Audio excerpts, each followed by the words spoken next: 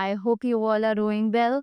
So let's begin with chapter number 6 of English, and the name of the chapter is Chintu and the Cashew Nuts. So let's read about the chapter की story में हमें क्या बताया हुआ है. A boy named Chintu liked cashew nuts very much. तो एक बच्चा था जिसका नाम था चिंटू, उसको cashew nuts यानी कि काजू बहुत ज़्यादा पसंद थे. His mother knew this very well, so she gave him a few cashew nuts to eat every day. अब ये बात उसकी मम्मा को बहुत अच्छे से पता थी, तो उसकी मम्मा हर रोज उसे थोड़े थोड़े काजू खाने के लिए देती थी.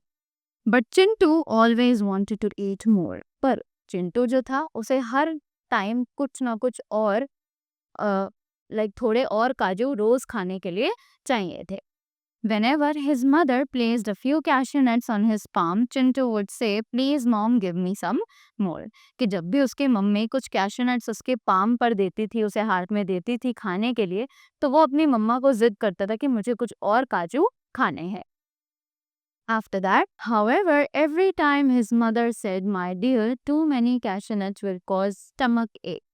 पर उसकी मम्मा जो है वो उसे हर रोज बताती थी कि बेटा अगर आप ज्यादा काजू खाओगे तो आपके पेट में दर्द हो जाएगा.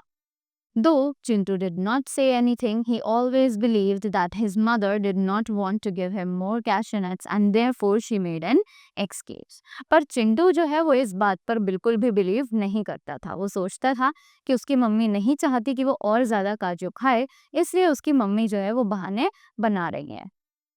One day, Chintu's mother had gone to the market. The glass jar full of cashew nuts stood on the table. अब एक दिन चिंटू की जो मम्मा है वो मार्केट के लिए गए और तभी चिंटू ने देखा कि जो कैशू नट से भरा हुआ पूरा एक जार है वो वहीं टेबल पर रखा है.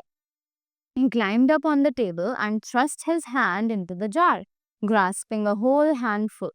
अब उसने जल्दी से टेबल पर छलांग लगाई, उसने वो जार खोला और अपना हाथ अंदर डाल के बहुत सारे कैश्यूज को बाहर निकाल लिया.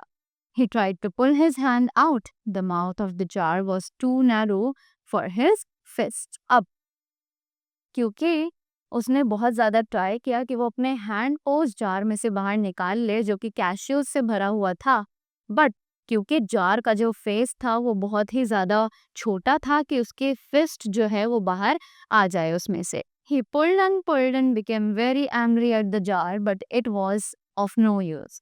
अब उसने बहुत ज़्यादा पुल किया कि अब वो अपना हाथ बाहर निकाल सके, बहुत ज़्यादा फोर्स लगाया, खींचा, पर कोई भी तरीका उसे नहीं मिला कि उसका हाथ जो है वो उस जार से बाहर आ सके. At last, he began to scream and cry. His sister, Chinky, hurried into the room to find what was the matter with him. अब लास्ट में वो चीखने लगा और बहुत जोर जोर से रोने लगा क्योंकि उसका हाथ जो है वो जार में फंस चुका था. अब ये सुनकर उसकी जो बहन थी, उसकी जो सिस्टर थी Chinki, name she came from the room. वो दौड़ दौड़ कर रूम में से बाहर आई देखने के लिए कि उसके साथ क्या हुआ है. She laughed when she saw the cause of all his trouble. अब जब उसे पता लगा कि वो किस चीज के लिए रो रहा है तो वो बहुत जोर जोर से हंसने लगी. Do you wish so many nuts? She asked. Try taking out a few at a time. अब उसने बोला कि क्या तुम एक ही साथ बहुत सारे खाना चाहते हो एक साथ काजू? तो उसने बोला कि ट्राई करो कि तुम कुछ काजू एक ही टाइम पर निकालो. Chintu did as his sister told him to do and found that he could easily get the nuts. अब चिंटू ने ऐसा ही किया जैसा उसकी सिस्टर ने उसे करने को बोला और चिंटू को बहुत इजीली वो नट्स जो हैं मिल गए. That day he ate as many cashew nuts as he could. अब उस दिन चिंटू ने बहुत सारे कैशू नट्स खाए जितने कि उसे खाने थे. There was no one to prevent him. अब उसी के बाद कोई भी नहीं था उसे वहां पर रोकने वाला जो उसे रोकता कि इतने काजू नहीं खाने चाहिए.